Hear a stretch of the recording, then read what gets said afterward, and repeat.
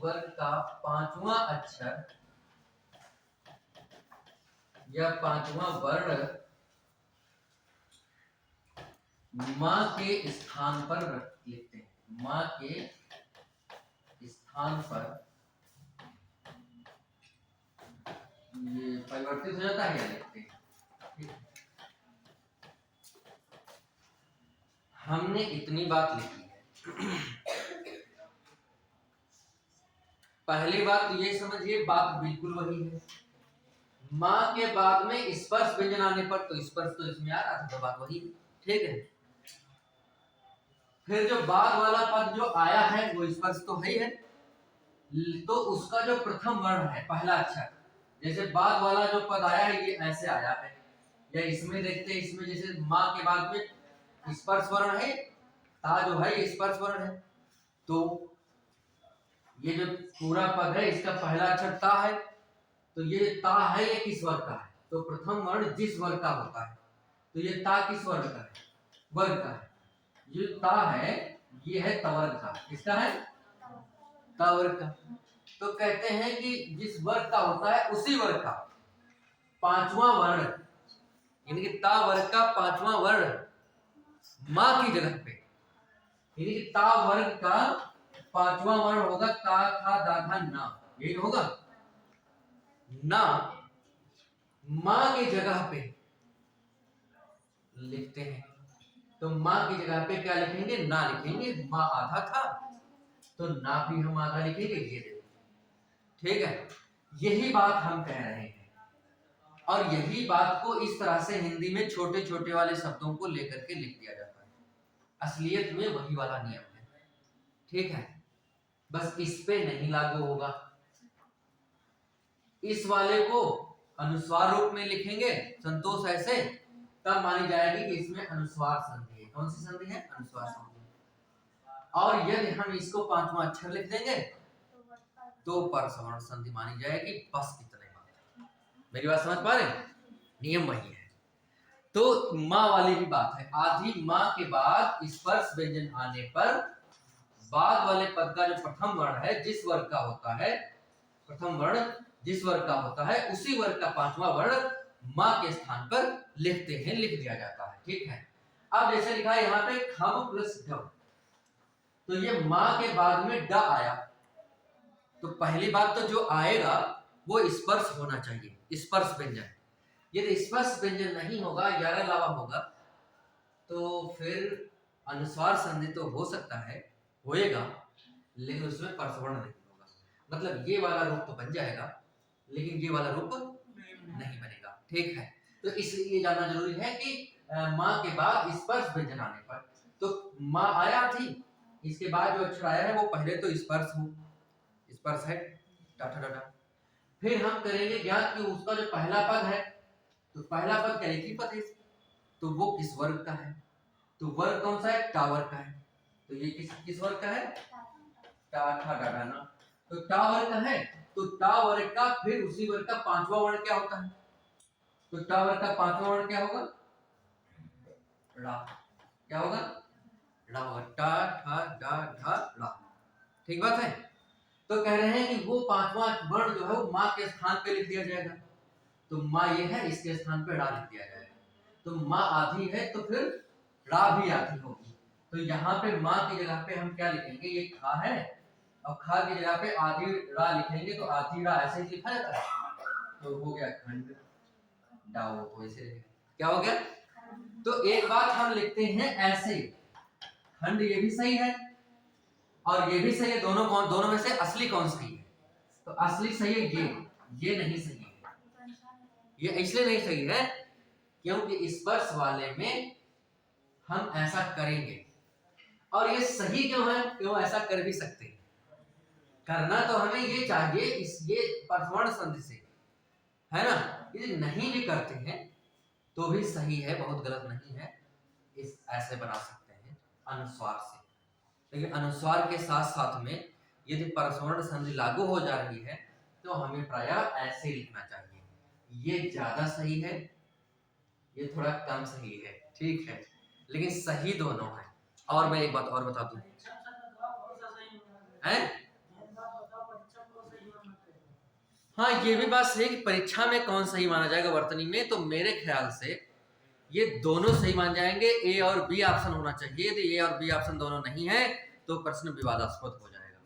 क्योंकि एक बात मैं और जोड़ दूं, हिंदी शब्द सागर की में जो किताब लिखी है उसमें हिंदी की सुधार के लिए कुछ जो सुझाव दिए हैं डॉक्टर श्याम सुंदर दास ने, उन्होंने लिखा है कि जहां पे भी आधे अक्षर बनते हैं अनुनासिक वाले पांचवें वर्ण, तो उन पे पांचवें वर्ण ना बना करके हमें अनुस्वार का प्रयोग करना चाहिए। इससे हिंदी में सरलता रहेगी, समानता रहेगी।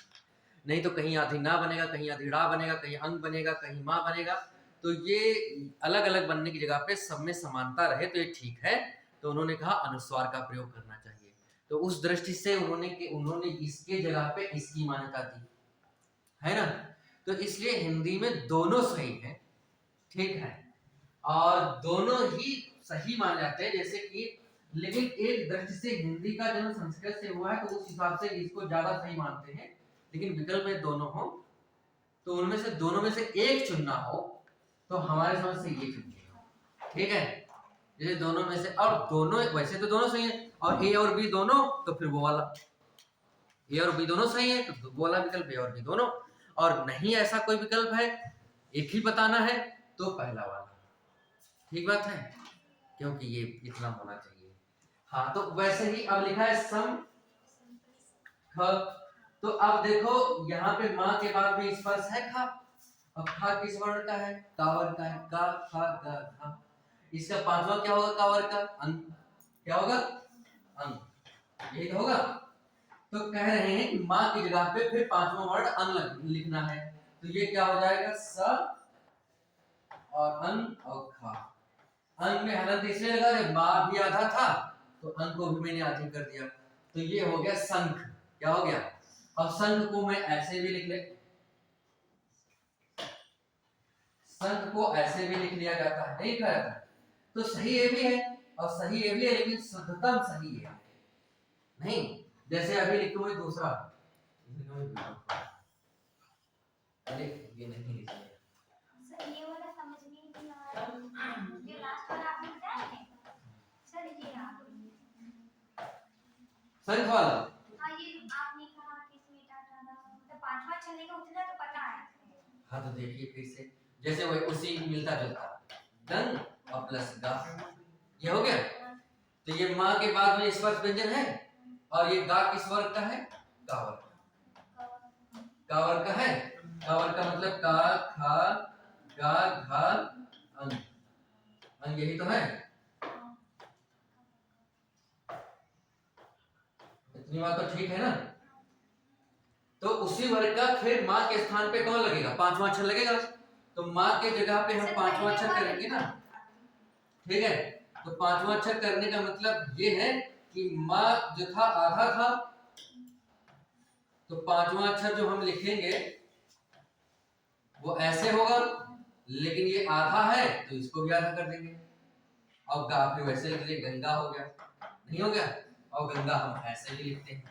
तो सही तो दोनों है लेकिन ये ज्यादा सही है।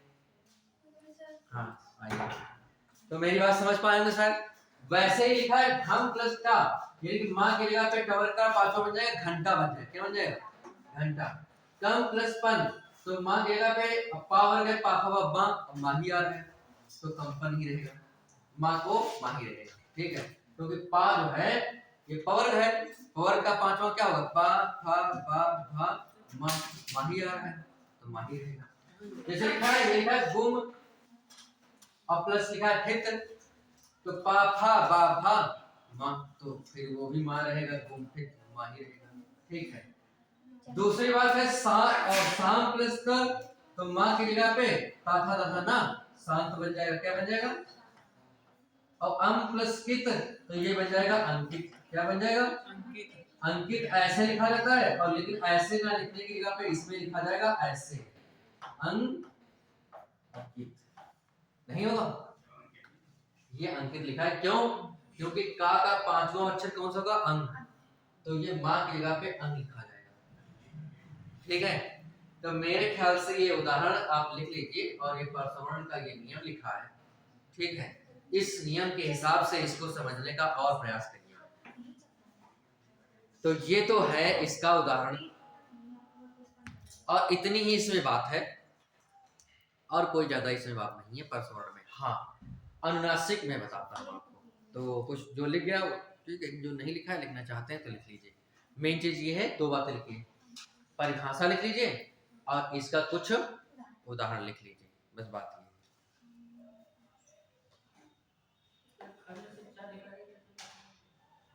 हाँ, तो वही बात है, इसमें ऐसे लिख सकते हैं और वैसे ये भी सही है। तो ऐसे प्राय वही लिखा रहता है, खंड खंड शिक्षा अधिकारी हो गया, और एक ही जोड़ सकते हैं, अधिकारी कर दें खाली। तो ये भी सही है, यहाँ पे मेन बात है ना। वैसे भी लिख ले, ऐसे वाले से हो तो उससे भी कोई दिक्कत नहीं। हाँ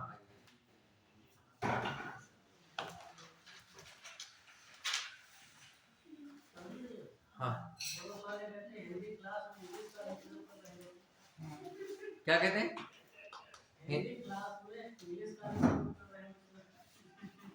कौन कह रहा है? कुछ लोग। कौन से इंग्लिश शब्द का मैंने प्रयोग किया है? प्लस।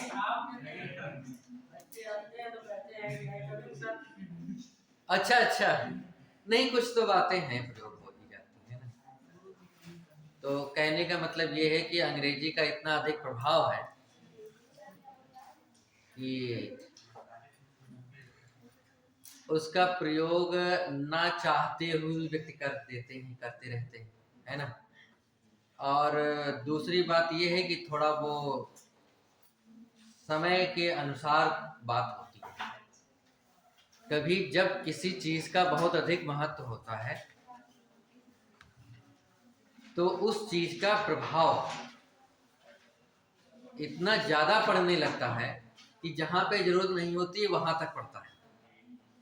जैसे मैं एक उदाहरण बताता हूं, 1 ही 2 मिनट बात करेंगे। जैसे क्रिकेट का खेल है, क्रिकेट का खेल है, क्रिकेट के खेल के विश्व कप में जितने पैसे मिलते हैं जीतने वाली टीम को, हारने वाली टीम को, उतने पैसे फुटबॉल में भी मिलते हैं, उतने पैसे हॉकी से भी मिलते हैं, कुश्ती में भी मिलते हैं, शतरंज में मिलते हैं, मिलते हैं कि नहीं मिलते? उसमें भी करोड़ों रुपए मिलते हैं। सैकड़ों खेल हैं, लेकिन हम लोग कुछ नहीं जानते, उन खेलों के बारे में ज्यादा नहीं जानते। यहाँ तक कि परीक्षाओं में पूछता है कि कबड्डी में कुल खेल कितने, कबड्डी के खेल में एक टीम में कुल कितने खिलाड़ी होते हैं, तो हम खूब याद करते हैं 7 खिलाड़ी, 7, ठीक है, होता है कि नहीं होता? हमको मालूम नहीं था रग्बी में कौन से खेल होते हैं, कितने खिलाड़ी होते हैं, पता नहीं यार, 2 खेलते हैं सामने आमने की, 11 खेलते हैं कि 7 खेलते हैं, कुछ नहीं ज्ञान है।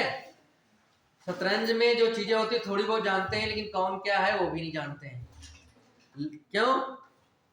क्योंकि हमारे यहाँ भारत में क्रिकेट ने सबको कैप्चर कर रखा है। ऐसे ही हमारे यहाँ भारत में अंग्रेजी ने अन्य दूसरी भाषाओं को कैप्चर कर रखा है। पड़ोसी हमारे देश चाइना में ना गूगल चलता है, ना फेसबुक चलता है, ना यूट्यूब चलता है, ये सब बैन है। वहाँ की अपनी है सर्च इंजन, गूगल की जगह पे बैडू शायद कुछ करके है, ठीक है, अब पक्का नहीं है, देखो, ठीक है। सर्च इंजन वहाँ का अपना है, वहाँ के अपने सोशल मीडिया के प्लेटफॉर्म्स हैं, ठीक है, ट्विटर वगैरह कुछ नहीं वहाँ पे चलता है, लेकिन यहाँ पे सब, और चीनी भाषा ही वहाँ पे चलती है, अंग्रेजी पर बैन है वहाँ पे पूरी तरह से, ठीक है। तो कहने का मतलब ये है कि यहाँ लेकिन अंग्रेजी नहीं पढ़ोगे तो नौकरी नहीं मिलेगी, और जग जाने इंग्लिश हमें वाणी वस्त्र जोय, और मिटे बदन कर श्याम रंग, और जन्म सफल तब होए। भारतेंद्र ने लिखा कि यह संसार मुझे इंग्लिश मैं समझे, कैसे? वाणी से, मैं अंग्रेजी से बोलूं, अंग्रेजी में ही बोलूं, धारा प्रवाह, ठीक है।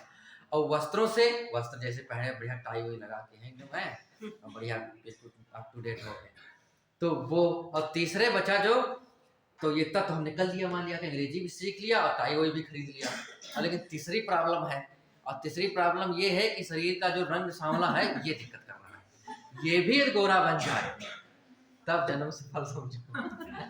तो ये भारतेंदु कहते हैं। तो ऐसी हम लोगों की एक मानसिकता बन गई है, अन्यथा बिना इंग्लिश के क्या चाइना ग्रोथ नहीं कर रहा है क्या? क्या जापान ग्रोथ नहीं कर रहा है क्या? सभी देश ग्रोथ करें। फ्रांस में फ्रेंच ही मान्य है, क्या ग्रोथ नहीं कर रहा है फ्रांस? क्या जर्मनी में जर्मन मान्य है, जर्मन दवाएं आती हैं, क्या जर्मनी ग्रोथ नहीं कर रहा, विकास नहीं कर रहा है? क्या सब विकास कर रहे हैं, ठीक है। लेकिन हमारे यहाँ की ऐसी एक मानसिकता बन गई है कि जैसे विकास देवी कीर्ति, एक वीडियो आपने देखा होगा यूट्यूब पे, उन्होंने कहा है कि हमारी समस्या है, हमारी समस्या का मतलब हमको अपराधी बताया गया है, और हमारी समस्या से कोई ना तो जज हमारी बात को सुन रहे हैं और ना हमारा वकील सुन रहा है। वकील के और जज के बीच में इंग्लिश में कुछ कुछ बात हुई, हम जान भी नहीं पाए, कुछ बात हो गई और उसके बाद हमको पकड़ के जेल में बंद कर दिया। क्या हुआ मैं जानता ही नहीं, समस्या मेरी है और मुझे ही पता नहीं। उन्होंने ये बात कही है। तो ऐसा हमारे देश में होता है। तो क्रिकेट वाली ही बात है, जैसे अमेरिका है, अमेरिका की क्रिकेट टीम आपने नहीं सुना होगा, क्योंकि वो जानता है कि ऐसे वायरस वाले खेलों को लाने से फायदा नहीं, ठीक है। यदि हम इसको ले लें, जब ओलंपिक का खेल होता है तो उसमें मान के चलो कि जैसे 100 यदि है, माना कि 100 गोल्ड मेडल, तो 100 में 80 से 90 के बीच में अमेरिका के ही पास गोल्ड मेडल होंगे। 100 खेल में से 70 प्लस तो जरूर ही होंगे, और कुछ थोड़े बहुत जो बचे वो अदर वाले होंगे। अब भारत ओलंपिक में एक स्वर्ण पदक पा जाए तो पूरा तहलका मचेगा भारत में। जैसे भाला फेंक में नीरज चोपड़ा ने पाया था ना गोल्ड मेडल, एक ही तो मिला था, अब कितना तहलका मचा था। तो मचना भी चाहिए, मैं ये नहीं कह रहा हूँ, लेकिन कहने का मतलब अब ऐसे ऐसे गोल्ड मेडल अमेरिका 100, 150, 200, 250 तक पा, 200 शायद खेल है, उसमें से 170 तक पाता है। मेरी बात समझ रहे हैं? वहां पे ऐसे ऐसे गोल्ड मेडल लुटाए जाते हैं। अब एक वहां देखा होगा, फोटो देखा होगा वायरल, कि वहां के ऑस्ट्रेलिया के जो कप्तान है वो पैर रख करके वो उस पे बैठा था, ट्रॉफी पे, ठीक है। तो उसके लिए उसका कोई महत्व नहीं, ऐसे तो हम जीतते रहते हैं तो, लेकिन हमारे यहाँ उसको इतना बढ़िया बनाया जाता है। तो वैसे ही अंग्रेजी का मामला है भैया, उसको इतना हाय तौबा मचाया गया है कि इसके बिना कुछ नहीं होता है। हमारी जो भाषाएं हैं उनको खत्म किया जा रहा है। अब इसमें जनता की कम गलती है, सरकार की ज्यादा गलती है। यूपीपी का जितना लड़का है कोई अंग्रेजी नहीं पढ़ता, उसमें हिंदी पूछी जाती है और हिंदी खूब पढ़ते हैं, उनको अंग्रेजी मालूम ही नहीं है, ठीक है। तो इसकी तो सरकार की गलती है। सरकार जो पूछेगी, जब सरकार ने नियम बना रखा कि जज बनने के लिए आपको संविधान मालूम होना चाहिए, लॉ होना चाहिए, और अंग्रेजी मालूम होनी चाहिए, और तीसरा कुछ मालूम हो, ठीक है। तो अब सरकार ही जब कर रही है तो भाई जो जज की थोड़ी गलती है। अब जज जो बनेगा, जज हमें बनना है तो अंग्रेजी पढ़ना है, तो सरकार कर रही है ना।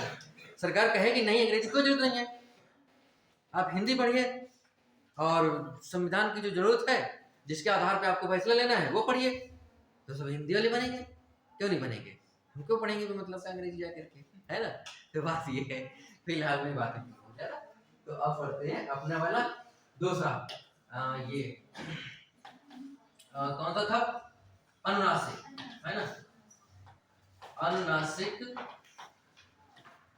संधि। देखिए इसमें एक और बढ़िया बात है, ये देखिए इसमें सरलतम रूप में ये है कि पहले कोई भी स्पर्श व्यंजन हो, प्रायः होता है वर्गों का पहला या दूसरा वर्ण, ठीक है, यही होता है वर्गों का पहला या दूसरा वर्ण। लेकिन कोई भी स्पर्श व्यंजन प्रायः हो तो काम चलेगा, ठीक है। यानी कि स्पर्श व्यंजन के बाद, इसी का समझ लो जो पढ़ाए हैं लगभग थोड़ा थोड़ा उल्टा। स्पर्श व्यंजन के बाद, स्पर्श व्यंजन के बाद, ठीक, स्पर्श व्यंजन के बाद अनुनासिक वर्ण आने पर, अनुनासिक का मतलब वर्गों के पांचवा, वर्गों के पांचवें वर्ण, वर्गों के पांचवें वर्ण आने पर,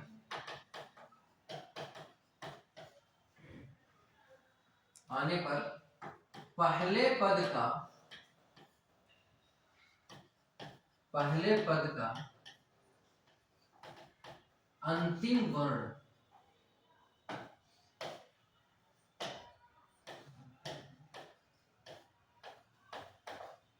पहले पद का अंतिम वर्ण अपने वर्ग का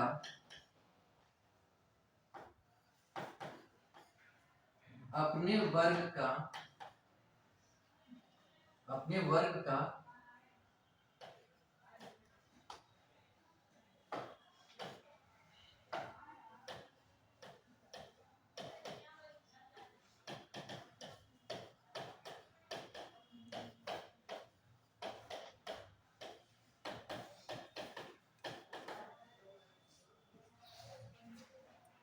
इसमें वही बात है कि मतलब पहला जो यहाँ पे आए वो स्पर्श हो, पहले क्या हो, स्पर्श।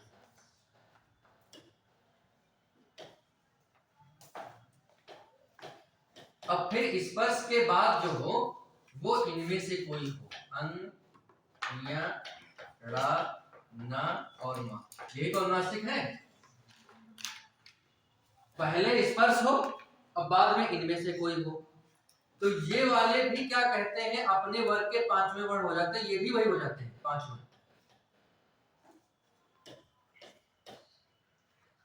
ये भी क्या कहते हैं, अनुनासिक हो जाते हैं। अनुनासिक होने का मतलब है कि ये वाले भी अपने वर्ग के यही वाले बन जाते हैं, ये भी यही बन जाएंगे, दोनों तरफ वही कहानी बन जाएगी। जैसे मैं एक लिखूं, जैसे मैंने लिखा जगत, अब दूसरा लिखा मैंने नाथ, क्या लिखा मैंने, अब देखना मैंने कहा कि व्यंजन स्पर्श व्यंजन के बाद, स्पर्श व्यंजन का मतलब ता है, क्या स्पर्शित है, ता वाला स्पर्शित है। स्पर्श का मतलब वही का से मा तक, टावर चावर टावर टावर पावर, यही तो है 25 वाले जो होते हैं, तो उन्हीं में से तो ता है। फिर कहते हैं कि उसके बाद में क्या आए, अनुनासिक। अनुनासिक का मतलब पांचवा वर्ग, वर्गों का पांचवा अक्षर, तो पांचवा अक्षर यही वाले तो होते हैं, तो यहाँ ना आ गया। तो कहते हैं कि जो ये पहला वाला, यानी कि तो पहले पद का अंतिम वर्ण, पहला पद ये है और दूसरा पद ये है, पहला पद जगत और दूसरा पद नाथ, तो पहले पद का जो अंतिम वर्ण है वो भी अपने वर्ग का, वो किसी वर्ग का तो होगा ही, जब स्पर्श है तो स्पर्श 5 वर्गों में विभाजित है, तो वो वर्ण किसी तो वर्ग का होगा ही, तो जिस वर्ग का होगा तो अपने वर्ग का पांचवा वर्ण ही हो जाता है। तो ये ता है और ये ता वर्ग का है, और ता वर्ग का पांचवा अक्षर कौन सा होता, हा, ता, धा और ना। तो कह रहे हैं कि यह भी क्या कहते हैं कि ता की जगह पे क्या बन जाएगा, ये भी पांचवा बन जाएगा, और ये क्या हो जाएगा, फिर ये आदिना है, ये जगन्नाथ हो जाएगा। क्या हो जाएगा, ऐसे तो लिखा रहता है, जगन्नाथ हो गया।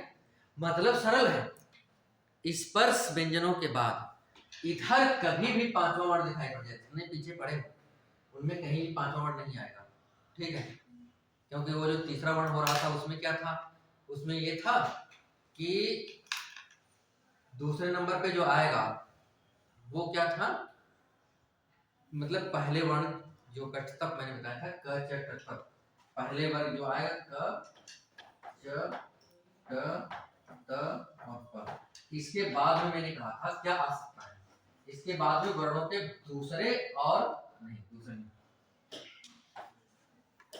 तीसरे और चौथे वर्ण मैंने कहा, पांचवा नहीं कहा है ना। मैंने कहा था कि तीसरे और चौथे वर्ण आए या अंतःस्थ उसमें आए, कुछ भी आया स्वर आ जाए, ये तो मैंने कहा था, यानी कि बाद में दूसरे पद में ये नहीं आ सकता, चौथा वाला नहीं आ सकता, चौथा ही तो अनुनासिक है, तो उस वाले में जिसमें तीसरा बनता था तो वो वाला नहीं है, जितने भी हमने पढ़ा है उसमें ये नहीं आएगा। तो कहीं भी दूसरे वाले पद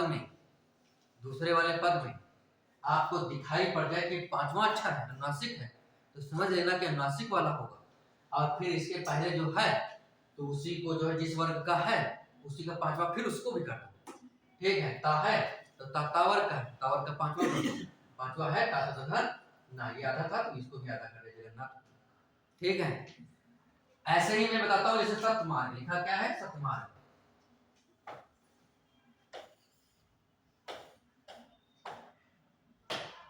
जैसे लिखा है सप्तमार्ग, तो हमने क्या किया, सत और मार्ग, ठीक है। तो इसमें क्या क्या, मां देखो आ गया पांचवा, बाद में देखना है, बाद में पांचवा ही आ रहा है अनुनासिक, अनुनासिक आ रहा है बाद में, बाद वाले पद का पहला पद यदि अनुनासिक है, अनुनासिक का मतलब इन 5 में से कोई, ये तो अनुनासिक है, तो समझ लेना कि इसमें अनुनासिक है, अनुनासिक संधि है बस। तो पहले वाले को यहाँ पे देख लेना है, परिवर्तन यहाँ पे होगा। ये वाला जिस वर्ण का हो, वर्ग का हो, ये वाला वर्ण जिस वर्ग का होगा उसी वर्ग का 5वां लिखो। तो ये ता जो है ये ता ही वर्ग का है, और ता वर्ग का जो 5वां है वो ना है, तो ये इस आदिता है, तो यहाँ भी हम क्या लिख देंगे, आदि ना, और सन्मार्ग हो जाएगा। क्या हो जाएगा, सतमार्ग को जो जोड़ेंगे तो सन्मार्ग बन जाएगा। वैसे ही मैं लिखूं एक शब्द,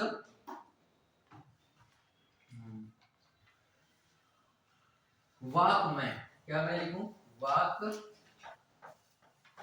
प्लस मैं का मतलब होता है उससे युक्त, वाक माने वाणी, ठीक है। तो वाक मैं को मैं यदि करूं तो माँ आखिर में आया, यहाँ पे पहले पद दूसरे पद का पहला वर्ण तो माँ आया, तो इसका मतलब ये क्या होगा, अनुनासिक, ठीक है। तो इसके पहले कह देते हैं किसी वर्ण स्पर्श का होना चाहिए, तो स्पर्श का है ये, स्पर्श व्यंजन है कावर का, तो कावर का 5वां क्या होगा, अंग। तो यहाँ पे का की जगह पे अंग लिख देंगे, यहाँ पे कर देंगे, और ये अंग मैंने 5वां लिख दिया, ये का आती है तो इसको मैंने आती कर दिया, और उसको वैसे लिख दिया, वांग्मय हो गया। क्या हो गया, वांग्मय। वांग्मय का मतलब होता है साहित्य, वांग्मय का मतलब क्या होता है, और साहित्य का मतलब क्या होता है, अच्छा फर्ज दिया तुमने, दिन का उल्टा रात, तो रात का उल्टा दिन, तो हमने कहा वांग्मय का मतलब साहित्य, तो साहित्य का मतलब तुमने कहा वांग्मय, बात तो वही सही ही है कि नहीं। साहित्य की परिभाषा मैंने कभी बताई थी, साहित्य का मतलब होता है सहितस्य भावा साहित्यम, ये तो साहित्य दर्पण में विश्वनाथ आचार्य विश्वनाथ ने लिखा है, जिसमें हित की भावना निहित हो उसे साहित्य कहते हैं, ये संस्कृत के हिसाब से। लेकिन सरल शब्दों में आज के जमाने में बताया जाए कि साहित्य किसे कहते हैं, तो भाव या विचारों के लिखित रूप को साहित्य कहते हैं। जो भाव या विचार हैं उनको लिख दिया जाए तो क्या बन जाएंगे, साहित्य। चाहे वो कविता में लिखो और चाहे वो गद्य में लिखो, साहित्य दोनों है, इसलिए साहित्य के 2 रूप होते हैं, एक गद्य एक पद्य, नहीं तो भाव और विचार, भाव और विचारों के लिखित रूप को साहित्य कहते हैं। जितनी बात हम बोल रहे हैं ये कुछ नहीं है, और इसी को लिख दिया जाए तो क्या बन जाएगा, साहित्य। जैसे मोटिवेशनल स्पीकर होते हैं, बहुत से बोलते हैं, उनकी किताबें भी आती हैं, नहीं आती, तो वो किताबें जो है वो साहित्य में दायरे मांगे, तो ये है, तो ये हो गया वांग्मय, ठीक। ऐसे ही बहुत सारे शब्द होते हैं जिसमें ये मामला यहाँ पे कभी जुड़ के आए कि इसमें इसका विच्छेद क्या होगा, सन्मार्ग का विच्छेद क्या होगा, तो देखना यहाँ बीच में जहाँ पे दोनों ही अनुनासिक वर्ण मिले, ना भी अनुनासिक है और माँ भी अनुनासिक है, 5वां अक्षर है, तो इस पहले आधा जो है, आधा वाला जिस वर्ग का हो उसी का पहला कर देना। क्या कर देना, जैसे ना है तो ना किस वर्ग का है, तावर का है, तावर का पहला ता ही होता है, ता कर देना, आदि ना है तो आदि ता कर देना, का जैसे लिखा है तो यहाँ पे अन है और ये माँ है, तो अन भी 5वां अक्षर और माँ भी 5वां अक्षर, यानी कि दोनों क्या है, अनुनासिक। तो पहले वाले आधा वाले को क्या कर देंगे, इसका वर्ग ढूंढ लेंगे, वर्ग हमने ढूंढ लिया, ये का वर्ग का है तो इसका पहला अक्षर कर देंगे, का यहाँ लिख देंगे आधा का, तो इसका विच्छेद हो जाएगा, कभी कभी आता है ना। तो यहाँ पे ये वाली बात समझना है बस। तो ऐसे वाले शब्द है जैसे एतन मुरार एक होता है, आता है कभी कभी एतत मुरार, ठीक है, जैसे लिखा एतत और मुरारी, ठीक है। तो यहाँ पे ता की जगह पे ना हो जाएगा, माँ क्योंकि इसके बाद आया है तो एतन मुरारी हो जाएगा, ना ता की जगह पे आगे ना हो जाएगा, एतन मुरारी हो जाएगा, ठीक है। तो ऐसे ही बहुत सारे शब्द होते हैं, तो उन सारे शब्दों को अनुनासिक में रखा जाता है, और भी किताब से सारे शब्द देख लीजिएगा थोड़ा बहुत, ठीक है। ये वाले कुछ शब्द जो मैंने लिखे हैं ये खूब आते हैं परीक्षा, यूपीएससी में तो नहीं आएंगे, यूपीपीसीएस में आएंगे, ठीक है। देखो सीसेट की जब हम बात कर रहे हैं तो सीसेट के यूपीपीसीएस में हिंदी का व्याकरण इस तरह से संधि आती है, एक संधि का प्रश्न हर साल होगा। अब वो चाहे मैंने कहा था कि 80% तो ज्यादातर यही रहता है कि वो स्वर संधि से ही पूछ लेता है, लेकिन इसमें पूछेगा तो जगन्नाथ और सन्मार्ग और ये चीजें जो है पूछने की संभावना ज्यादा रहती है, ये वाले शब्द प्रसिद्ध कुछ शब्द होते हैं जो वही पूछ लेते हैं। और यूपीएससी की जहां तक बात आईएएस की है तो उसमें देखो बात यह है कि हिंदी के सी सेट में या अंग्रेजी के सी सेट में व्याकरण नहीं पूछता है, उसमें होते हैं गद्यांश। क्या होते हैं? गद्यांश। खूब इतना बड़ा एक पेज का गद्यांश होगा, उस एक पेज के गद्यांश पे एक प्रश्न, बहुत ज्यादा तो 2 प्रश्न। ठीक है, मतलब हमें लगता है कि उसमें पढ़ने की क्षमता आंकते हैं कि आप कितनी स्पीड में पढ़ लेते हैं और समझ लेते हैं। नहीं तो एक प्रश्न लिखने पर और कम से कम उसमें यदि 10 प्रश्न, उसे 20 क्वेश्चन पूछने हैं तो ये समझ लो कि 20 ही अनुच्छेद होंगे। अनुच्छेद का मतलब गद्यांश, पैराग्राफ। ठीक है, तो मेरे कहने का मतलब ये है कि ज्यादातर है कि एक अनुच्छेद पे, एक गद्यांश पे एक ही प्रश्न पूछता है, तो उसका मामला गद्यांश वाला क्यों? तो उसमें भाई गद्यांश का अभ्यास करिए, उसमें ये नहीं पूछता। ये चीज पीसीएस में पूछता है। ठीक है, अब पीसीएस के सी सेट में प्री में पूछता है, और मेंस पेपर एक होता है हिंदी का, है ना, हिंदी व्याकरण का 150 नंबर, उसमें भी संधि है, उसमें भी डायरेक्ट पूछता है। उसमें तो ऐसे पूछता है संधि। इसमें पूछा था पिछले साल संधि, इसमें खंड शिक्षा अधिकारी मेरे ख्याल से। इसमें भी पूछ सकता है मेंस में, आरओ वाले मेंस, आरओ के मेंस में पूछ सकता है। उसमें भी लिखित है ना मेंस। प्री वाले में तो 6 टॉपिक है हिंदी के, आरओ के, लेकिन मेंस में तो लिखित हिंदी है ना, हिंदी ऑब्जेक्टिव जीएस है, ऑब्जेक्टिव आरओ में, मेंस में जीएस है, और हिंदी तो लिखित ही है शायद, हिंदी नहीं है। नहीं नहीं, हिंदी नहीं है।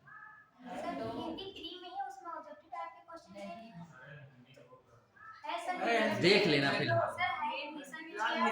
ठीक है, मेंस में होगा तो लिखित में ही है। ठीक है, हाँ ये सब है उसमें सब कुछ। ठीक है, अब फिलहाल में देख लीजिएगा, जब देखेंगे तभी आपका कंफ्यूजन थोड़ा दूर होगा। ठीक है, और कई परीक्षाएं हैं, मतलब पीसीएस की बात करते हैं तो पीसीएस के मेंस में पूछेगा तो संधि किसे कहते हैं, और कोई संधि का नाम ले लेगा कि मान लिया कि गुण संधि के परिभाषा और उसके कुछ 5 उदाहरण लिखिए, ऐसे पूछेगा। ठीक है, तो ये हो गया। अब हम बात करते हैं विसर्ग संधि पे। किसकी बात करते हैं? विसर्ग संधि में मुख्य 4 पढ़ने हैं, 5 मैंने लिखे थे, लेकिन उसमें 5वां कोई खास नहीं है, इस वो संस्कृत का है, उसमें कुछ बातें हम बता भी चुके हैं, लेकिन 4 पढ़ने हैं। नाम बताते हैं आपको। पहला जो है संधि वो हमने लिखा था सत्व संधि, कौन सी थी? दूसरा मैंने लिखा था उत्व, और तीसरा लिखा था उत्व, और चौथा मैंने लिखा गलो।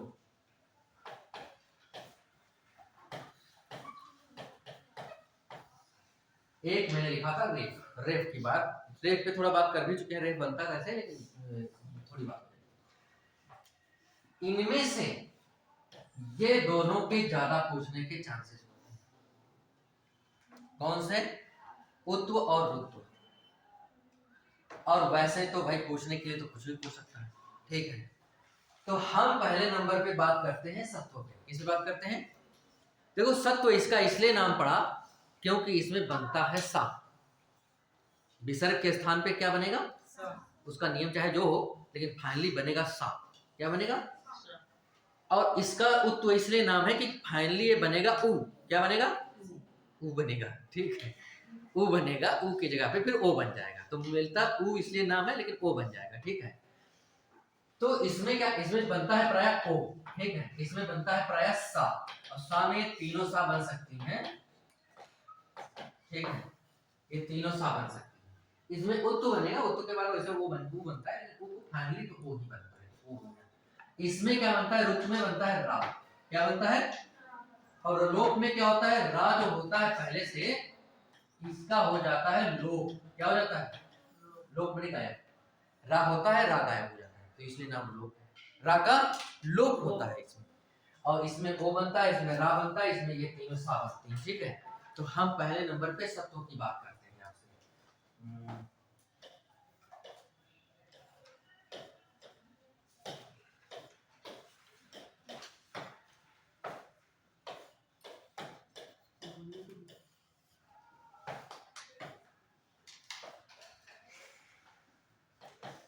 देखिए क्या होता है, विसर्ग के बाद वर्गों के पहले दूसरे वर्ग, पहले दूसरे वर्ग या तीनों सा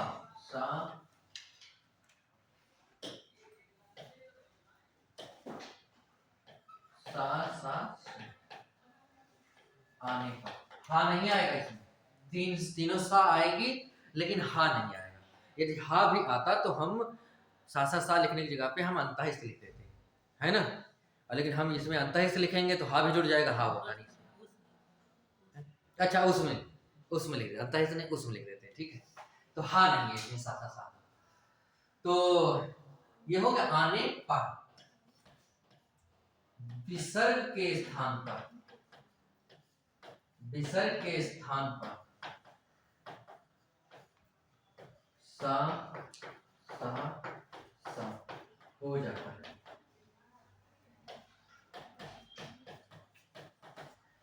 अब ये मेरे सा हो जाता है, ये सा तीनों हो जाता है, तो कहाँ पे कौन सी सा होगी, ये तो समस्या हो गई। यदि ऐसे हम समझेंगे तो फिर तो मामला बिगड़ गया। भाई सा में कहाँ पे हम ये वाली सा लिखेंगे, कहाँ पे वो सा लिखेंगे, कहाँ पे ये सा लिखेंगे, ये तो कहानी दूसरी बन गई, है कि नहीं। तो इसके लिए ये समझिए, हम इतनी बात कह रहे हैं कि पहले होगा विसर्ग। क्या होगा पहले? विसर्ग। प्लस से पहले क्या होगा? विसर्ग। और बाद में क्या हो सकता है? बाद में हो सकता है वर्गों के पहले दूसरे। इतनी ही तो बात लिखी गई है। पहले दूसरे का मतलब वर्ग कितने हैं? 5।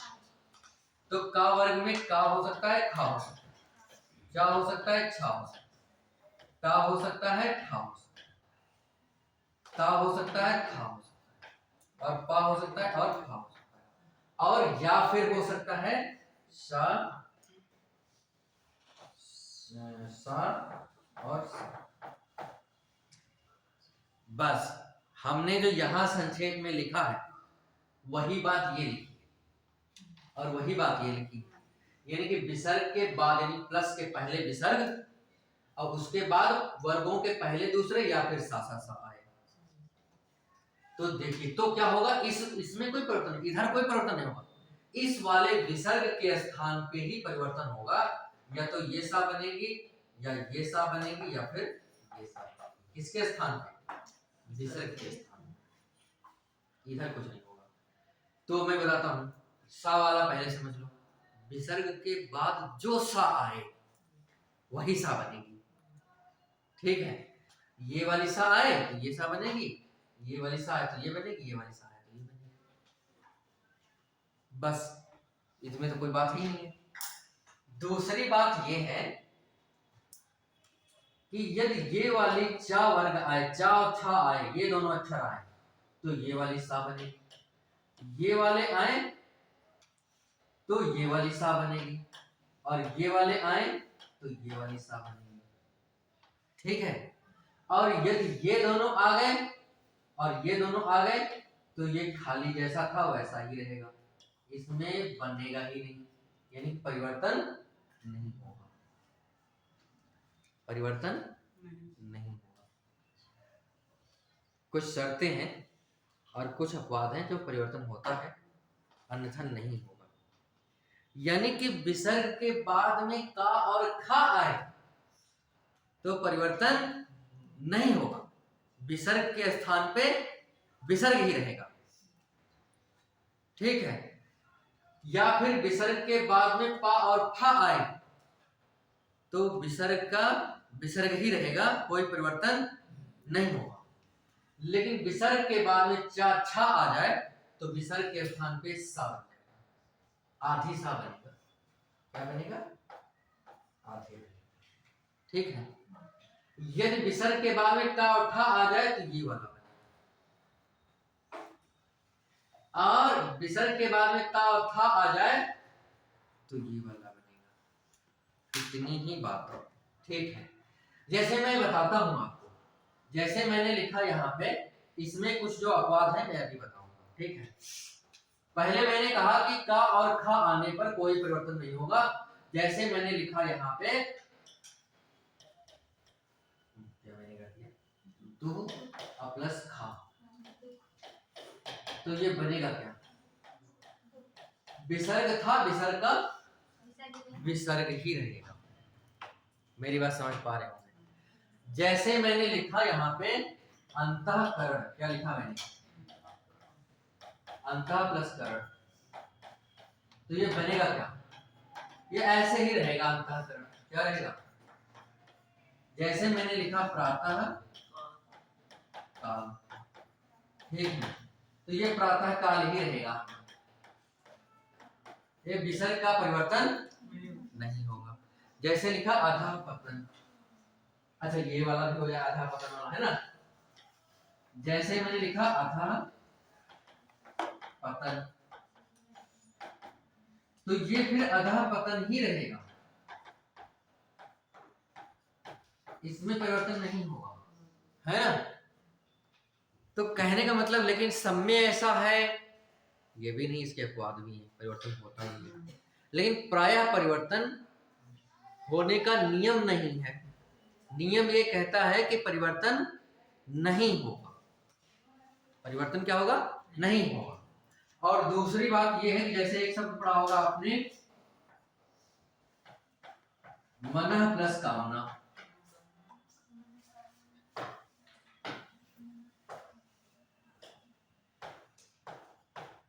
तो हम इसको क्या बना लेते हैं, मनोकामना, मनोकामना।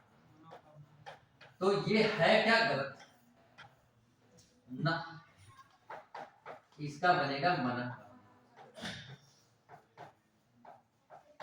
ऐसे क्या ऐसे ही प्रयोग होता है मनोकामना, है ना, प्रयोग तो होता है मनोकामना, ये बात सही है, खूब प्रयोग होता है। कहीं जहां भी जिंद बाबा के पास जाओ, हमारी मनोकामना पूर्ण हुई, वहां पे बहुत सारे बोर्ड लगे हुए हैं, है ना। और भी सुनसी सत्य शीश हमारी, अब पूजी मन कामना तुम्हारी, ठीक है, वहां पे लिखा है। लेकिन उसी रामचरितमानस में बहुत जगह पे मनोकामना भी लिखा है, ठीक है। तो मेरे कहने का मतलब, मनोकामना ये प्रचलित शब्द बहुत है, लेकिन वस्तुतः ये सही शब्द नहीं, इसकी वर्तनी क्या है, मनोकामना ही होनी चाहिए, वैसे के वैसे, ठीक है। अब बात दूसरी ये है कि मनोकामना नहीं होनी चाहिए, ये वाला मुझे लग रहा है कि आरओ में एक बार तो मुझे ठीक से याद है, वैसे 2-3 बार मुझे लग रहा है पूछा है, और भी बहुत सारी परीक्षाओं में पूछा है, प्रैक्टिस सेट्स में मैंने देखे हैं। तो उसमें जो है लिखा होता है कि मेरी मनोकामना पूर्ण हुई, ये वाक्य शुद्ध है क्या, शुद्ध है, या निम्नलिखित में से शुद्ध वाक्य का चयन करिए। तो लड़के ज्यादातर यही चयन कर देते हैं, मेरी मनोकामना पूर्ण हुई है, तो पूर्ण हुई तो सही बात, ठीक है।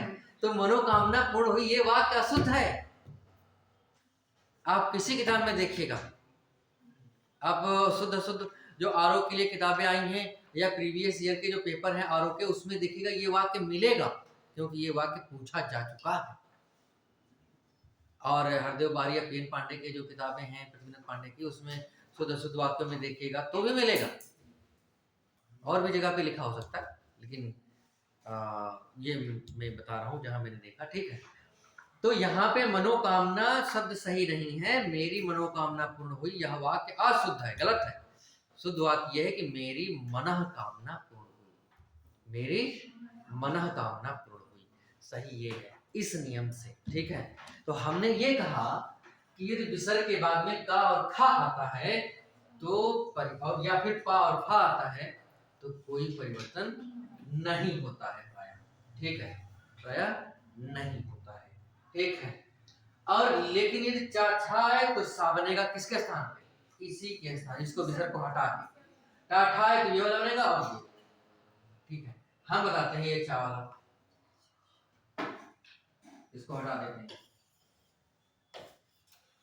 अभी इसके अपवाद में है कि मैंने कहा नहीं बनता है, कुछ जगह पे बनता भी है, अभी थोड़ी देर में बताएंगे आपको, पहले ये बात करते हैं।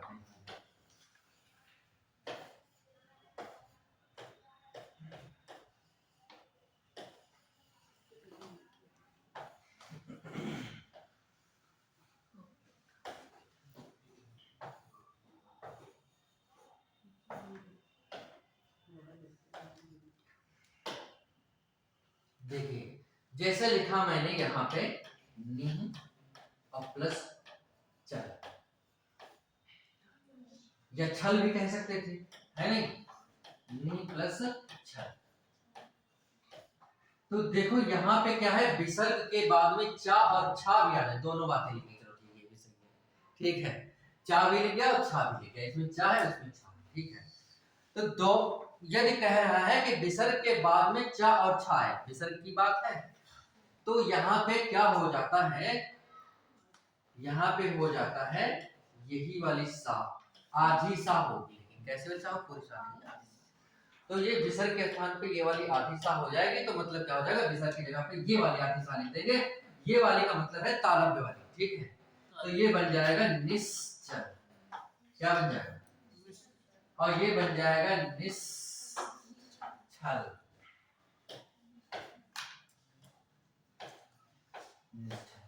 और एक होता है निश्चय, नी प्लस चय।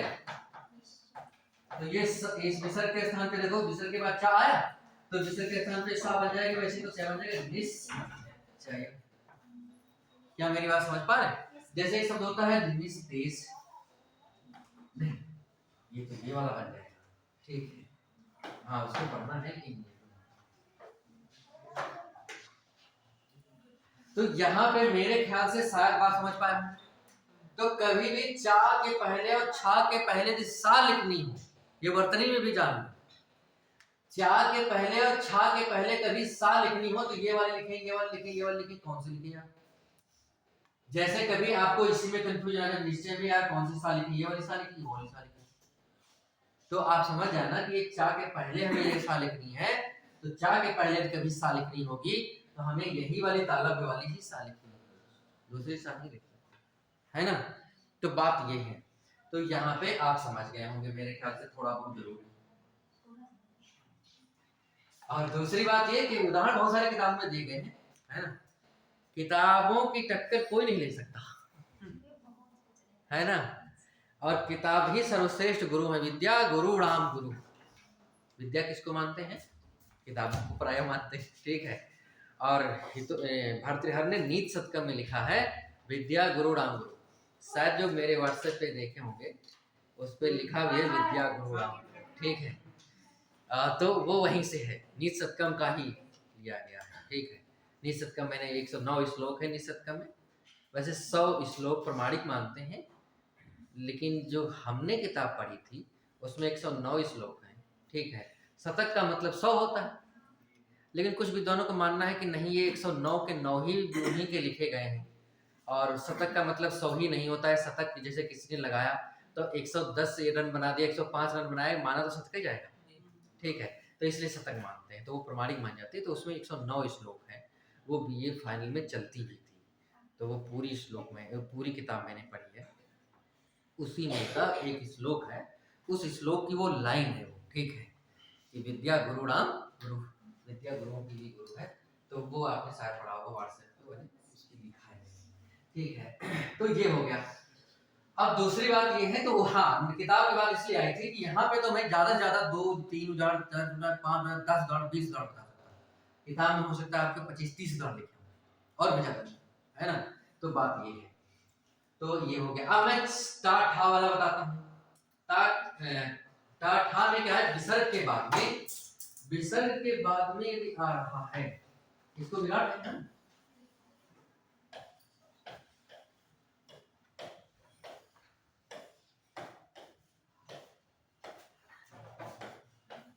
देखो ठा वाला शब्द नहीं आएगा हिंदी में, आएगा मालूम भी है, लेकिन वो संस्कृत का शब्द है तो उसमें मजा नहीं आएगा, ठीक है, अर्थ भी नहीं समझना मुश्किल है, वो आएगा भी नहीं हिंदी में।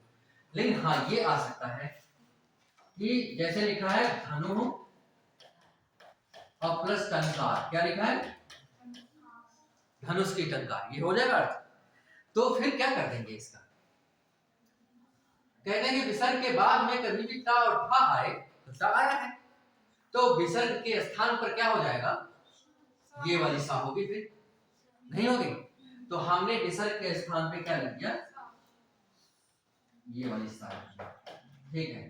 तो ये शब्द बन गया,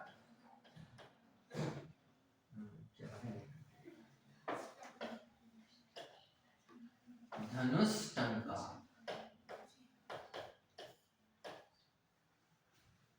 शायद समझ पाएंगे। एक शब्द है, मैं सरल से बताता हूं। जैसे लिखा है यहाँ पे दुह प्लस दो प्लस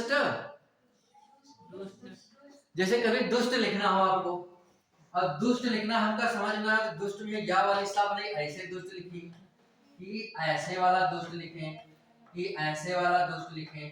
तो ये नियम आप जानते हो ना, दुष्ट है, रुष्ट है ना, पुष्ट है, इस तरह से। तो कहने का मतलब ये है कि दो आप जानते हो कि टा और ठा के पहले यदि हमें सा लिखनी होगी तो हमें ऐसे वाला लिखनी होगी, नियम चाहे जिस नियम से आया हो, है ना। तो नियम यही है कि ये तो है, इसके पहले विसर्ग के स्थान पे सा क्या है, दो मने खराब, ये उपसर्ग है, ठीक है। और इसका जो विसर्ग है उस विसर्ग के बाद में टा आया है, तो विसर्ग के स्थान पे क्या बन जाएगा, ये वाली, ठीक है। तो ये शब्द हो जाएगा दुष्ट, ऐसा हो जाएगा, ठीक है। तो ऐसे ही हैं बहुत सारे, हष्ट पुष्ट, है ना, दुष्ट रुष्ट। तो ये हो गया। अब मैं आपको बताता हूं ये वाला ता और था वाला। था वाला बहुत कम आएगा, ठीक है, लेकिन ता वाले खूब आएंगे हिंदी में। तो देखते हैं।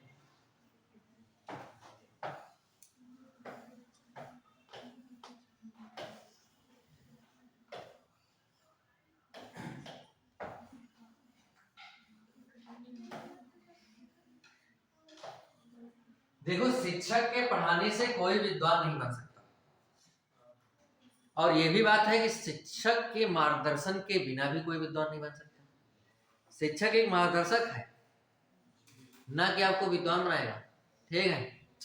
जाना गली बताना है मुझे, ये रास्ता है, ये जाओ, ठीक है। और जाना आपका काम है, और वो रास्ता कौन है, वो किताब है, और बताने वाला कौन है, गुरु है ना। और कोई भी ऐसा व्यक्ति विद्वान नहीं हो सकता जिसने किताबों का घोर अध्ययन ना किया हो, अधिकाधिक अध्ययन ना किया हो, है ना। तो इसलिए जो है किताबें, जैसे टीचर हैं झूठ भी बोल सकते हैं, मान लिया हम किसी कोचिंग में पढ़ाते हैं, ठीक है, तो उस कोचिंग के संदर्भ में चापलूसी तो बोलेंगे ही, चाहे उसमें अव्यवस्थाएं हो, चाहे व्यवस्थाएं कुछ भी हो, चाहे सच्चाई कुछ और हो, तो बोलना ही पड़ेगा। चाहे बात इसकी नहीं कर रहा हूँ, किसी भी इसमें तो कुछ नहीं है, प्राइवेट की भी बात कर रहा हूँ, प्राइवेट में तो आपको बोलना ही पड़ेगा। और यदि आपकी ही कोचिंग है तब भी आपको बोलना पड़ेगा कि भले हम जानते हैं कि हम व्यवस्था ये नहीं कर पाएंगे, फिर भी मुझे बताना पड़ेगा कुछ दिन थोड़ा मैं व्यवस्था कर रहा हूँ, देखो अभी तक कुछ दिन हो जाएगा, है ना। तो ये तो करना ही पड़ेगा।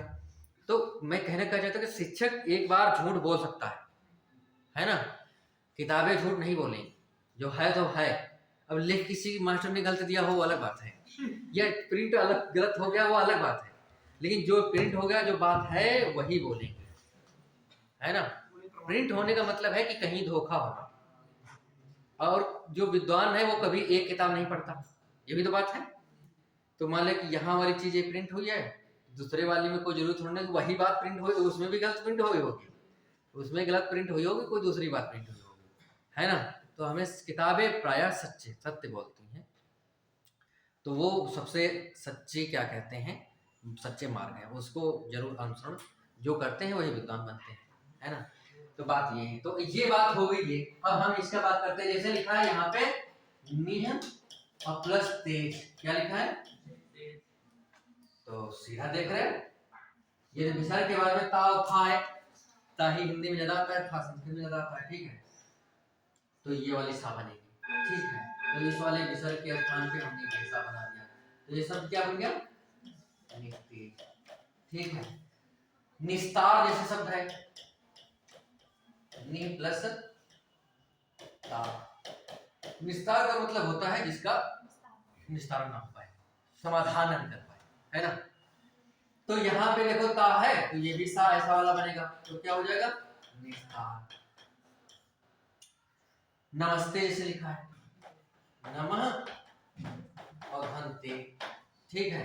देखो विसर्ग के बाद में ता आया, अब विसर्ग के बाद में ता आने पर क्या हो जाएगा, इस विसर्ग के स्थान पे ये वाली सा बनेगी आती, तो ये क्या बन जाएगा? नमस्ते। नहीं बनेगा क्या? ठीक है। तो वैसे ही और भी बहुत सारे शब्द हैं। तो ये ऐसा कुछ है कि ता के पहले जिस सा लगानी है तो यही वाली सा लगानी है, दंत वाली। तो बात समझ। और मैं आपको एक बात बताऊं, इनका बड़ा वैज्ञानिक मामला है। ये बातें जब बताने लगता हूं तो ये मामला ऐसा भी कभी मुझे खुद फील होता है कि क्या ये क्लास में बतानी चाहिए, ये कोई टीजीटी पीजी क्लास है क्या? उसमें मतलब ये होता है कि उसको विद्वान बनना है और इसमें कोई विद्वान तो बनना नहीं है। वस्तुतः ये नियम इसलिए निर्धारण किया गया, याद करने के लिए समझिए। ये बातें जब बहुत ज्यादा बातें होने लगती हैं तो आदमी को ऐसे याद हो जाती हैं चीजें। चा और छा का उच्चारण कहां से? तालु से, इसलिए तालु के सामने। ता और था का उच्चारण मूर्धा से, इसलिए मूर्धा सामने। और ता और था का उच्चारण दंत से, इसलिए दंत सामने। इनका अपना नियम है ना। तो कहने का मतलब ये है कि जहां पे जो बात हो रही होगी, जैसे कि हमने ये दीवार को पीले से पुतवाया तो संभावना है कि उस वाली दीवार को भी, एक एक कमरे की उस वाली दीवार को भी पीले से ही पुतना चाहिए, नहीं तो लाल पीला हरा नीला तो बेकार नहीं है ना। तो वही बात है कि एक जगह पे जब वो चीजें आती हैं तो एक जगह पे प्राय वही चीजें आएंगी तो एक जैसी होंगी। जैसे कहा जाता है संस्कृत में समान संग होता है। समान संग का मतलब घोड़ों की मित्रता घोड़ों से हो, गधों की मित्रता गधों से हो, विद्वानों की मित्रता विद्वानों से होगी, मूर्खों की मित्रता मूर्खों से होगी, शराबियों की मित्रता शराबियों से होगी, गजेड़ियों की मित्रता गजेड़ियों से होगी, और शिक्षकों की मित्रता शिक्षकों से रहेगी, और विद्यार्थियों की मित्रता इस भावना ज्यादा रहती है ना। तो वही नियम कुछ है यहाँ पे, ठीक है। तो बात बस इतनी है ना। तो समझ पाए होंगे शायद थोड़ा थोड़ा। अब हम पा और खा की बात हो ही गई कि यहाँ पे और यहाँ पे का और खा आते हैं तो नहीं होंगे, इसके हम अपवादिक वाले से बताएंगे। ये सा वाली बात देखिए, सा वाली मैंने कहा था कि विसर्ग के बाद में जो सा आएगी वही सा बन जाएगी।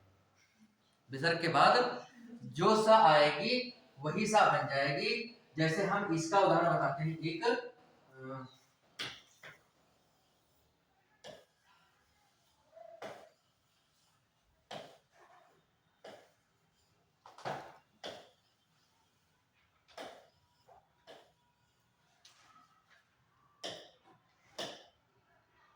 देखो यहाँ पे जैसे एक शब्द मैंने लिखा, ये वाला शब्द बहुत प्रचलित मैं बता रहा हूँ, नमः और शिवाय। क्या लिखा ये? नमः शिवाय लिखा।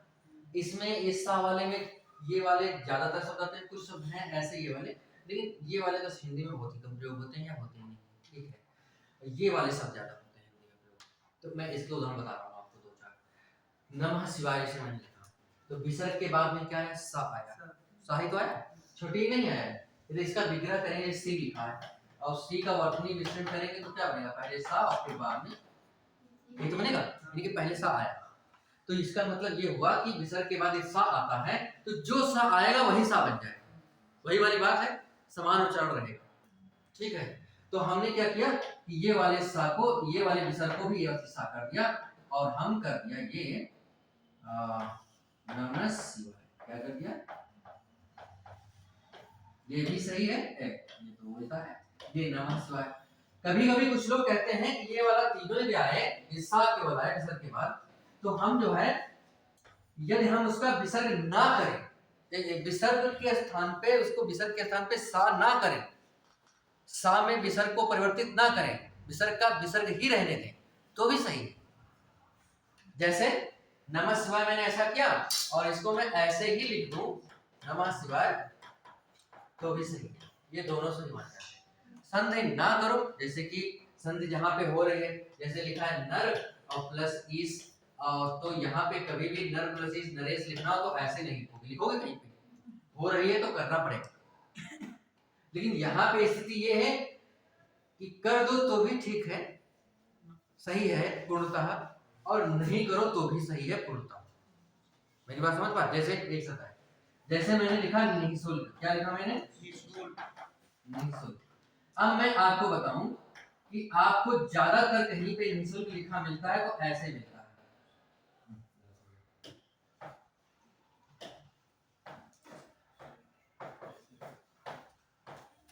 ऐसे ही लिखा मिलता होगा। लिखा मिलता है लेकिन ये कह रहा है कि इसके जगह पे हम विसर्ग की जगह पे हम सा भी कर दे तो भी कोई दिक्कत नहीं है, यानी कर दे ये वाली चीज निःशुल्क। क्या कर दे? ये भी संधि हो सकती है निःशुल्क, लेकिन लिखा ज्यादा क्या रहता है? निःशुल्क। अर्थात ये दोनों सही है, जो आपको उचित लगे वो लिख सकते हैं, ठीक है। तो दोनों सही है बिल्कुल। तो यहाँ पे ये वाली बात ही ज्यादा आती है, मैंने आपको एक उदाहरण बताया है, ठीक है। तो यहाँ पे आप देखिए ये भी सही है, नमः शिवाय करते हैं तो भी सही है, नमः शिवाय करते हैं तो भी सही है, और निःशुल्क लिखते हैं तो भी सही है, निःशुल्क लिखते हैं तो भी सही है। अब बात दूसरी दूसरी का मतलब दूसरा काम, ठीक है।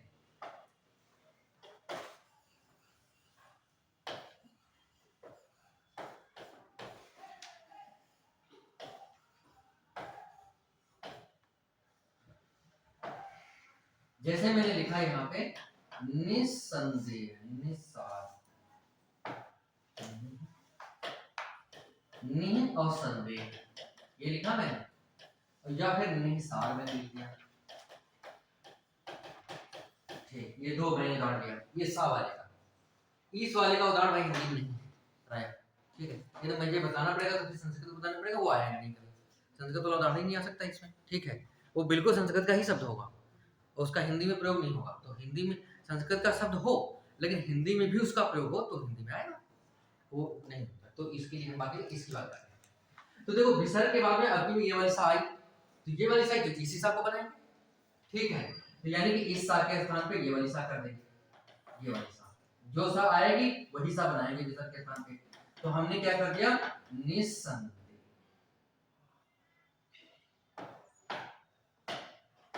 निस्संदेह। और दूसरी बात ये भी कह रहा है कि हम ये चाहें तो इसको ऐसे भी रहने दो तो भी है, ऐसे में कर लो निस्संदेह तो भी ठीक है, ये दोनों सही है, लेकिन इसका प्रयोग ज्यादा होता है इस वाले का प्रयोग। दूसरी बात निस्सार, तो यहाँ पे कह रहा है कि विसर्ग के स्थान पे सा कर दूं तो ये हो जाएगा निस्सार, और यदि ऐसा भी रहने दूं तो भी कह रहे हैं सही है निस्सार, ठीक है। यानी कि दोनों सही, लेकिन प्रयोग ये ज्यादा होता है इसमें, तो इसलिए दोनों जानना जरूरी है, ठीक है। निःशुल्क वाले में ये ज्यादा प्रयोग होता है लेकिन सही ये भी बनता है, निस्संदेह वाले में ये भी कहीं कहीं प्रयोग होता है लेकिन ज्यादा प्रयोग होता है निस्संदेह, निस्सार में ज्यादा प्रयोग होता है, ठीक है। तो यहाँ पे बात ये जाननी है कि ऐसे वाली बातें जहाँ पे हो, यदि विसर्ग के बाद में कहीं पे सा आ रहा है तो समझना कि ये विसर्ग संधि का ये वाला नियम लगा है। नाम नहीं पूछेगा सब तो संधि, लेकिन समझ आना। दूसरा मैंने कहा था कि डबल अक्षर यदि आए कोई, एक आधा हो एक पूरा हो एक ही अक्षर द्वित्व, तो समझ जाना कि वो क्या है, व्यंजन संधि। लेकिन बात 100% वो वाली बात नहीं थी, मैंने वहां भी कहा था कि ये बात 100% नहीं होती है, लेकिन लगभग होती है। जैसे कि यहाँ पे हमने कहा था कि डबल वर्ण आए, जैसे कि मैंने लिखा था उल्लेख, उल्लास, ऐसे कुछ लिखा था, उड्डयन, तो डबल आ रहे थे, तो मैंने ये बात कही थी, बताया भी जाता है, ट्रिक में आपने यूट्यूब पे पढ़ा भी होगा, ठीक है। तो हमने भी यूट्यूब पे बहुत सी चीजें पढ़ी हैं, तो कहने का मतलब उसमें तो भाई दावा करते हैं भूल के दिखाओ, ये भी तो लिखा रहता है, भूल के दिखाओ, बस 2 मिनट में क्या कहते हैं, और क्या कहते हैं जिंदगी भर के लिए आपको याद हो जाएगा, भूल के दिखाओ। ये सब फर्जी बातें हैं, ठीक है। और एक बात ये है कि मस्तिष्क का विज्ञान ने भी सिद्ध किया है, और सामान्य रूप से धर्मशास्त्र में भी ये बात कही जाती है कि जिस चीज का मनुष्य के लिए उपयोगी, जिस चीज का मनुष्य निरंतर उपयोग नहीं करता है, उसके वह चीज उसके मस्तिष्क में अवचेतन में चली जाती है, यानी कि वो शांत पड़ी रहती, सो जाती है, फिर वो जल्दी याद नहीं आती है, फिर बहुत रिकॉल करेंगे, याद करेंगे तो याद आएगी, ठीक है। जो निरंतर प्रयोग करते रहते हैं वो फटाक से याद आ जाती है, तो जिस चीज का हम प्रयोग नहीं करते हैं वो चीज थोड़ा थोड़ा भूलने लगती है। तो इसे प्रयोग की बात है, अभ्यास की बात है, अभ्यासेन विद्या वर्धते, अब भूल के दिखाने से नहीं होगा कुछ, ठीक है। तो अभ्यास जितना हमारा होगा उसका काम बढ़िया होगा, ठीक है। हाँ तो मैं क्या कह रहा था, हाँ तो यहाँ पे भी विसर्ग में भी सा आएगा, और सा आएगा, सा वाले में ही ज्यादातर ये रहता है, सत्व में ही, क्योंकि अन्य में मैंने देखा है डबल नहीं बन पाते, ठीक है, सा ही डबल बनेगी। और यदि सा डबल बन रही है तो शायद कहीं डबल बनाना है तो ये समझ लो कि एक ही सा डबल बनाएंगे। सा बनाएंगे ये वाली तो ये वाली, सा बनाएंगे तो ये वाली। यदि डबल सा बनानी है तो दोनों एक ही सा बनाएंगे। ठीक है, यहाँ पे बात ये समझना है। ये नहीं कि एक सा हम ऐसी वाली बना लें, ये वाली सा, और एक सा हम ऐसी बना लें, एक साथ में ऐसा लिखें, ये नहीं होता ऐसा। ठीक है, तो बात यहाँ पे ये। तो यहाँ पे इसके कुछ अपवाद मैं बता देता हूँ कि यहाँ पे पा और फा और का और खा वैसे तो नहीं बनता है, लेकिन बहुत सारे बनते भी हैं। तो कुछ अपवाद मैं बता देता हूँ, फिर उसके बाद दूसरी संधि में आपको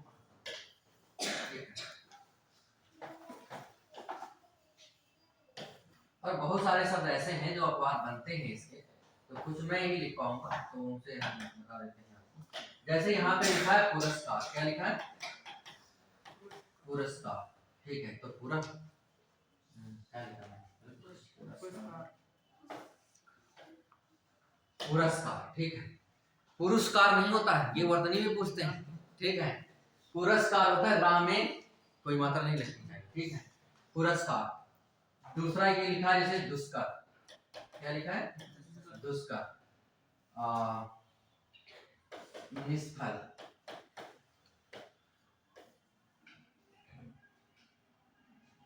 निसंकोच, निष्कपट, है ना? निष्कपट।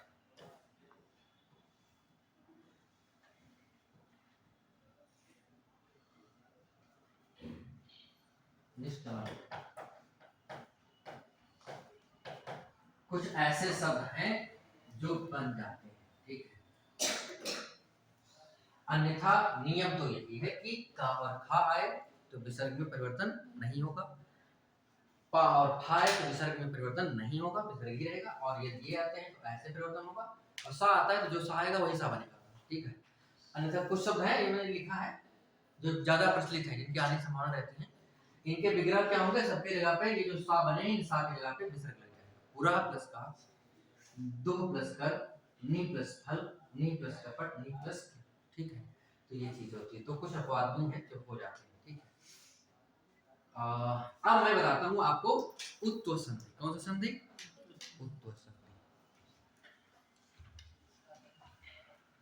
इसको उदाहरण लिख लीजिए और फिर मैं तुरंत बताता हूँ। जल्दी जल्दी बताता हूँ, दो तो कम से कम हो जाए, तीसरा वाली कोई बात नहीं है। ये इसमें एक में इतना टाइम लग गया, लेकिन अभी टाइम है मेरे पास, एक तो हम पूरा करेंगे, बहुत आसान है। और दोनों में कठिन नहीं है, दोनों को मैं एक साथ बता दूंगा। पूरा तो मुझे करना ही है। मैं सोच के आया था मैं पूरा कर लूंगा, आसान को खत्म करूंगा। ठीक है, लेकिन फिलहाल में ये पहली बात तो इनको ज्यादा पढ़ाया नहीं जाता, ज्यादा पढ़ते भी नहीं हो। तीसरी बात, मूल ध्रुव में ज्यादा ये पूछे भी नहीं जाते परीक्षाओं में। ठीक है, तो इसलिए इस पे ध्यान कम जाता है। यदि इसको बहुत जल्दी जल्दी बताया जाता तो शायद और भी नहीं समझ पाते, वैसे भी थोड़ा कम ही इस पे ध्यान गया है, और जल्दी जल्दी बता देते तो और नहीं समझ पाते। तो इसलिए मेरा एक प्रयास था कि एक बार थोड़ा धीरे धीरे बताया जाए, है ना? तो बात ये थी। दूसरा देखो, मैं दोनों को एक साथ बताता हूँ। एक तरफ है उत्व संधि और दूसरी तरफ है ऋत्व संधि।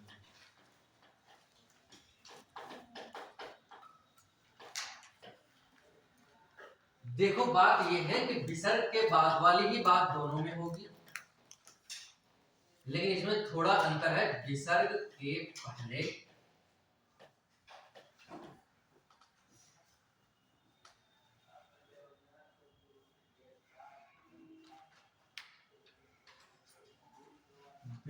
के पहले छोटा आ का स्वर,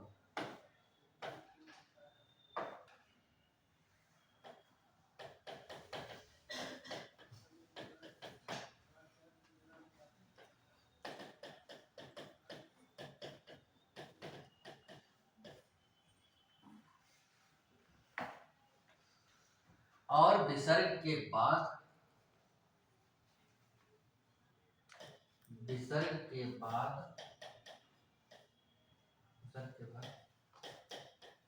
कोई व्यंजन, वैसे थोड़े बहुत बाउंडेशन है लेकिन कोई विशेष नहीं, एक बाउंडेशन ही खास है। कोई व्यंजन या अंतः स्वर।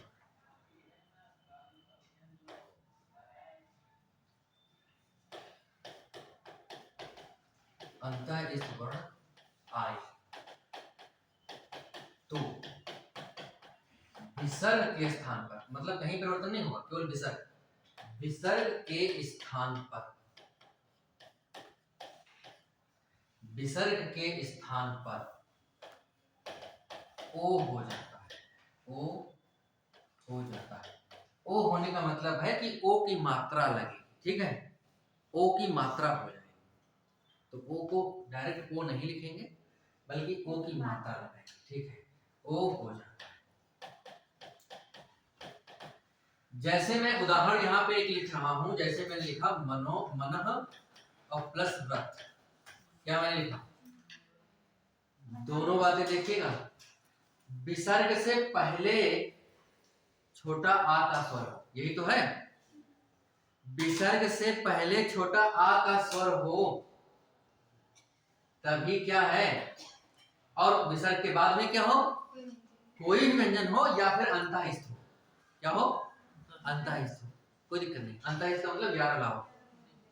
तो रा आया, तो कह रहे हैं कि विसर्ग के स्थान पर क्या बनेगा, ओ बनेगा, लेकिन ओ अक्षर नहीं लिखा जाएगा, ओ की मात्रा, ठीक है। तो यहाँ पे बनेगा क्या, ओ बनेगा, ओ की मात्रा। तो हम लिख क्या देंगे, मनो, नहीं बना, जैसे लिखा यशः और प्लस गान, तो विसर्ग के बाद में क्या है, विसर्ग के पहले भी देखना है, इसमें विसर्ग के पहले छोटा आ का स्वर होना चाहिए, और विसर्ग के बाद में कोई भी व्यंजन या फिर अंतःस्थ व्यंजन होना चाहिए। तो आपकी में स्पष्ट व्यंजन है गा, कोई व्यंजन है, बात कोई दिक्कत नहीं है। तो फिर क्या हो जाएगा, यशोगान, ठीक है। तो ये विसर्ग वो हो जाएगा, तो बन जाएगा यशोगान। समझना प्लस इतना है कि विसर्ग के बाद में तो चाहे जो हो, उसमें नहीं होगा, सा नहीं होना चाहिए, ठीक है, और ज्यादातर कोई व्यंजन हो, कोई दिक्कत नहीं है। लेकिन विसर्ग के पहले बस ध्यान देना है कि छोटा आ की मात्रा हो, छोटा आ का स्वर, मात्रा तो होता नहीं है, छोटा आ का स्वर, ठीक है। जैसे लिखा यशोदा, क्या लिखा है, यशो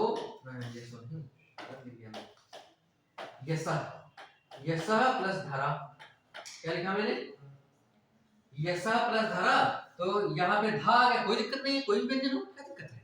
और विसर्ग से पहले क्या होना चाहिए, छोटा आ का स्वर होना चाहिए, तो है ही है, तो फिर वो हो जाएगा, तो ये क्या बन जाएगा, यशो धरा, नहीं बन गया, यशोधरा हो गया। जैसे मैंने लिखा है, अब यहीं पे दा लिखते तो यशोदा हो जाता, ठीक है। जैसे लिखना मनः प्लस हर, क्या लिखा, मनः प्लस हर, तो ये क्या बन गया, मनोहर बन गया। मनोहर प्लस विज्ञान, मनोह प्लस विज्ञान, यार अलावा आ गया, क्या दिक्कत है। तो ये क्या बन गया, विसर्ग को वो हो गया, मनोविज्ञान हो गया, नहीं बन गया, मनोविज्ञान। ऐसे ही तो बहुत सैकड़ों सारे शब्द बनेंगे, नहीं बनेंगे।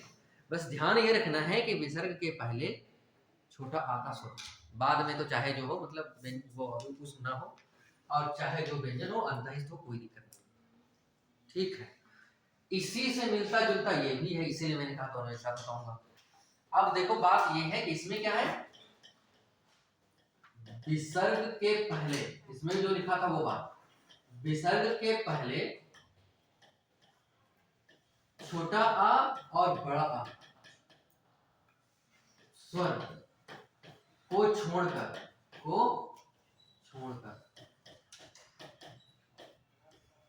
कोई भी स्वर हो, कोई स्वर हो, मतलब वही बात आ गई, छोटा बड़ा ना हो आपकी में, जब छोटा बड़ा होगा तो फिर वही नहीं लगने लगेगा, है ना। तो आपकी में छोटा बड़ा ना हो, हालांकि इसमें बड़ा नहीं होता है, लेकिन फिर भी बड़ा लिखा गया यहाँ पे कि यहाँ पे नहीं होता है। तो पहले विसर्ग के पहले क्या हो, जो स्वर आए वो छोटा बड़ा ना हो, ठीक है। जैसे इसमें लिखा था यसा, यस यसा, तो यहाँ पे विसर्ग जो था उसके पहले सा था, और सा पे क्या था, छोटा आ का स्वर था।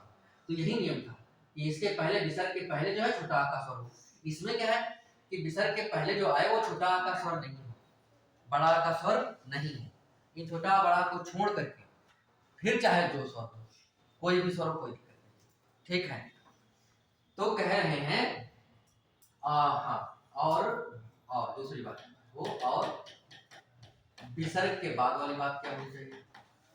विसर्ग के बाद, विसर्ग के बाद इसमें कोई बाउंडेशन नहीं।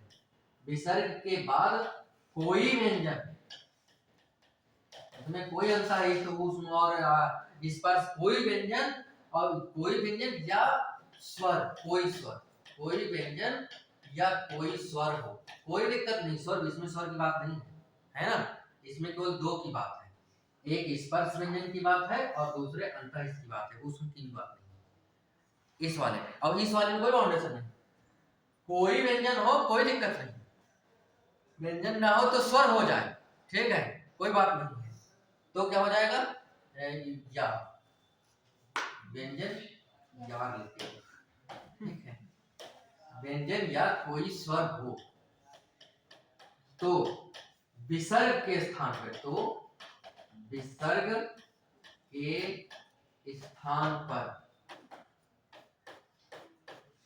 आधी रा हो जाता है, आधी रा हो जाता है, इसलिए नाम इसका रुत्व है, ठीक है, रा होता है। अब इतनी बात है, इतनी बात को मैं जैसे लिखूं यहाँ पे, जैसे मैंने यहाँ पे एक लिखा नी और प्लस धन, ठीक है, नी प्लस धन।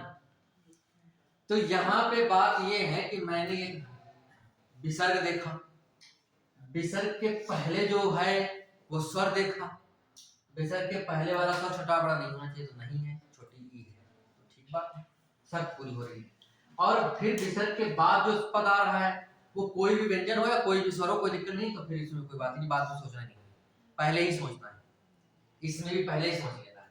विसर्ग के पहले छोटा है तो विसर्ग के स्थान पे बनेगा ओ, अब विसर्ग के पहले छोटा बड़ा के अलावा कोई दूसरा स्वर है तो विसर्ग के स्थान बनेगा रा, आधी रा। बस इतना ही बात है इस विसर्ग में, ठीक है। बाद वाली कुछ ना सोचो, बाद वाली इसमें जो कुछ लिखा है वैसा आएगा ही नहीं, ठीक है, बाद वाली बात ही ना सोचो, लेकिन नियम जो है वो तो मुझे लिखना ही पड़ेगा, ठीक है, इसलिए मैंने लिखा। लेकिन आप बाद वाली बात ही ना सोचो, पहले वाली बात सोचो।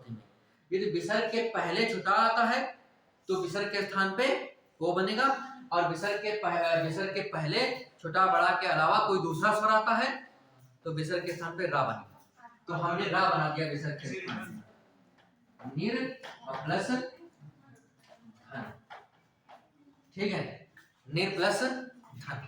और फिर इसको कर देंगे, और ये रेफ वाले नियम से जानते ही हो, रा को धार पे लग जाएगा तो यहाँ पे क्या हो जाएगा, ये धन हो जाएगा, ठीक है। जैसे मैंने दूसरा शब्द लिया भानु प्लस उदय, भानु का मतलब जानते हो सूर्य होता है, तो भानु प्लस उदय।